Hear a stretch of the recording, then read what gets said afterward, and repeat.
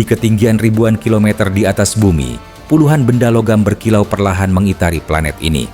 Tak bersuara, tak terlihat mata manusia, namun keberadaannya bisa mengubah jalannya sejarah. Mereka adalah satelit militer Rusia, mesin sunyi yang menjadi mata, telinga, dan bahkan perisai strategis sebuah kekuatan besar. Tak ada teriakan perang di sana, tak ada ledakan, tapi di ruang hampa itu, pertempuran tak terlihat sedang berlangsung. Di antara bintang dan bayangan malam, Rusia menjaga rahasia terbesarnya, jaringan satelit yang mampu melihat apapun, kapanpun, dimanapun. Satu nama sering muncul setiap kali dunia menyadari ada sesuatu yang baru di orbit. Kosmos. Sederhana, tapi penuh makna.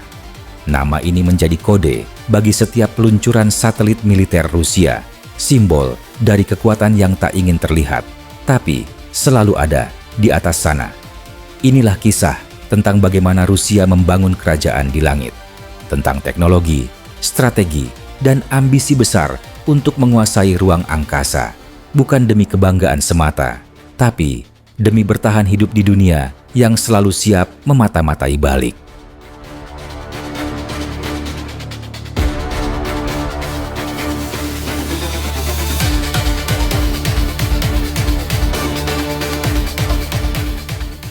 Sejak era Uni Soviet, ruang angkasa telah menjadi bagian dari pertahanan nasional Rusia.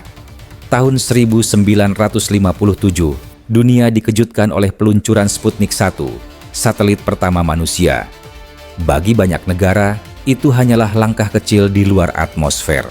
Namun bagi Uni Soviet, itu adalah pernyataan, kami bisa menembus langit, kami bisa berada di atas kalian. Dari sanalah ambisi luar angkasa militer dimulai.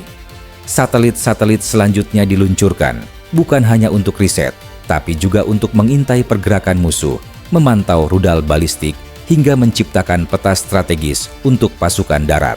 Selama Perang Dingin, informasi berarti kekuatan. Dan satelit adalah sumber informasi paling berharga yang bisa dimiliki sebuah negara. Rusia memahami hal itu lebih cepat dari siapapun.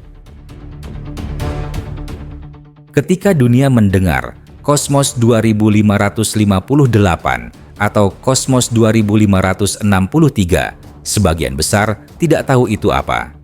Namun, bagi kalangan militer dan pengamat ruang angkasa, nama itu sudah cukup membuat perhatian tertuju ke langit. Setiap satelit militer Rusia diberi nama Kosmos diikuti nomor urut, bukan karena alasan kebetulan, melainkan untuk menyamarkan fungsi aslinya. Inilah bagian dari doktrin keamanan Rusia. Semakin sedikit yang diketahui dunia luar, semakin sulit bagi musuh memprediksi langkah mereka. Sistem penamaan ini sudah digunakan sejak tahun 1960-an dan hingga kini tetap dipertahankan.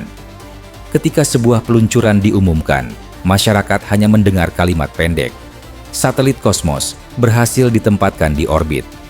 Tanpa penjelasan, tanpa rincian, tanpa gambar resmi. Namun, di balik kesederhanaan itu, bisa jadi satelit tersebut adalah alat pengintaian dengan kamera beresolusi ultra tinggi, atau bahkan bagian dari sistem peringatan dini nuklir yang terhubung langsung ke Kremlin.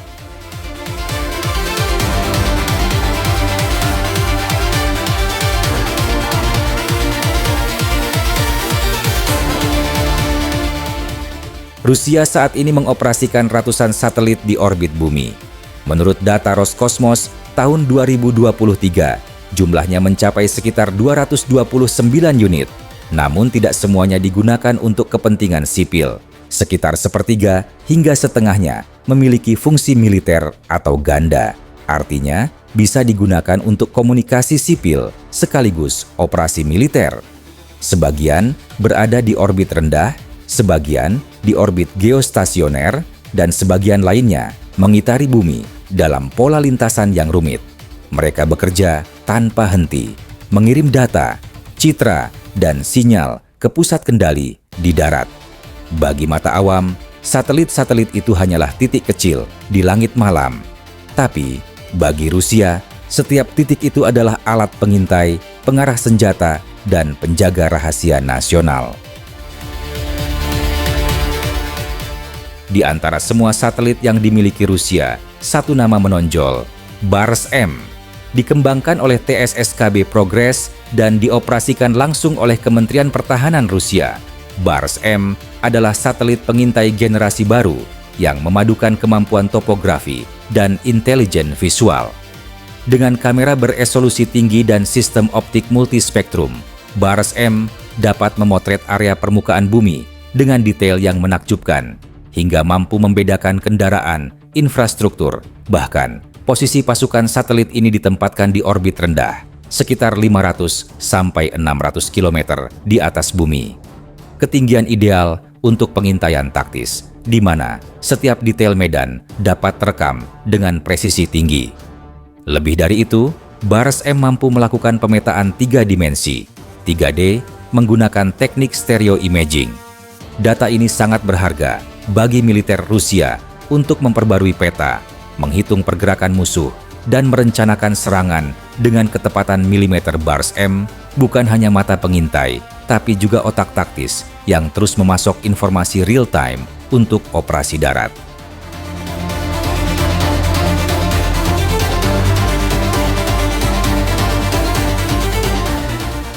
Di era peperangan modern, kemenangan ditentukan bukan hanya oleh senjata, tetapi oleh informasi. Dan satelit-satelit Rusia adalah mesin informasi paling penting yang mereka miliki. Sistem GLONASS, misalnya, adalah versi Rusia dari GPS. Dengan puluhan satelit aktif, GLONASS memastikan pasukan Rusia bisa bernavigasi, bahkan ketika sinyal GPS Barat diblokir rudal balistik, kapal selam, tank, hingga drone tempur. Semuanya terhubung dengan sistem ini. Selain navigasi, Rusia juga memiliki satelit komunikasi terenkripsi seperti Meridian dan Raduga yang menjaga jalur komunikasi antar pangkalan militer dari gangguan pihak asing. Ada juga jaringan satelit peringatan dini rudal seperti Tundra dan EKS Kupol yang mampu mendeteksi peluncuran rudal antar benua. Sejak detik pertama, data dari satelit ini diteruskan langsung ke pusat komando strategis di Moskow, sistem yang bisa menentukan hidup atau mati dalam skenario perang nuklir.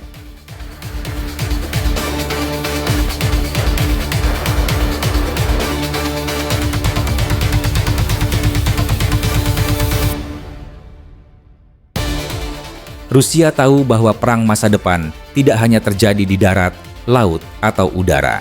Ruang angkasa kini menjadi medan perang kelima, tempat di mana intelijen, komunikasi, dan sistem senjata saling berpacu untuk menjadi yang tercepat dan paling akurat. Beberapa satelit Rusia bahkan memiliki kemampuan anti-satelit dirancang untuk mengganggu, mendekati, atau bahkan menghancurkan satelit musuh. Meski tak pernah dikonfirmasi secara resmi, beberapa peristiwa di orbit memperlihatkan manuver satelit Rusia yang terlalu dekat dengan satelit Barat, cukup untuk menimbulkan kekhawatiran Rusia ingin dunia tahu bahwa mereka mampu melawan, bahkan di langit.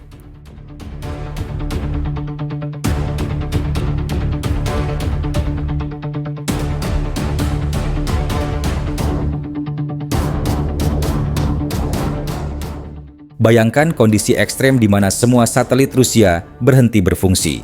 Dalam hitungan menit, kekacauan nasional akan terjadi. Sistem navigasi GLONASS lumpuh, transportasi sipil berhenti, drone militer kehilangan panduan, dan komunikasi antar komando militer terputus total. Rudal presisi tak lagi bisa diarahkan, pesawat kehilangan sistem koordinat, dan sistem peringatan dini tak lagi mampu mendeteksi ancaman. Bahkan, jaringan perbankan, penyiaran televisi, serta sistem cuaca sipil pun akan ikut terganggu. Bagi Rusia, kehilangan satelit berarti kehilangan kendali atas dunia digitalnya sendiri. Dan di tataran global, itu akan menciptakan kekosongan kekuatan di orbit yang bisa dimanfaatkan negara lain.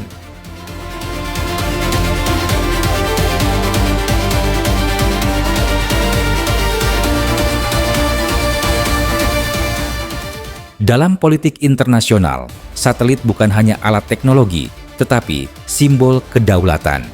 Rusia memanfaatkan jaringan orbitnya untuk memastikan mereka tetap memiliki suara di panggung dunia, meski dalam tekanan sanksi dan isolasi.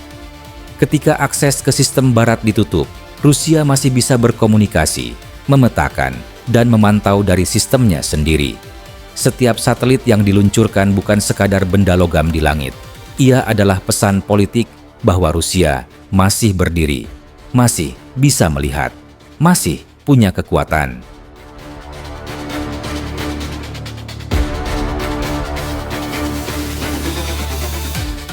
Kini, ketika malam tiba dan langit terlihat tenang, di atas sana ada jaringan yang bekerja tanpa henti. Satelit-satelit Rusia terus berputar, mengawasi, mengirimkan data, dan melindungi kepentingan negaranya. Mereka tidak berbunyi, tidak terlihat, tapi keberadaannya menentukan keseimbangan dunia.